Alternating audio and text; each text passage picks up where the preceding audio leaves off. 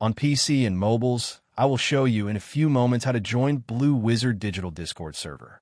It's the same method on both PC and mobiles. For this, we will open a browser on your PC or mobile, can be whichever.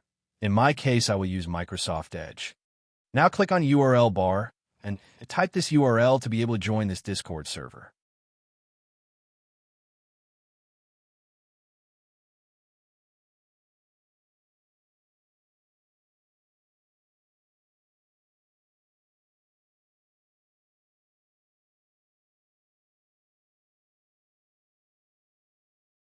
Doing this will automatically start your Discord application if you have it installed. Then click Join, and you'll have access to the Discord server.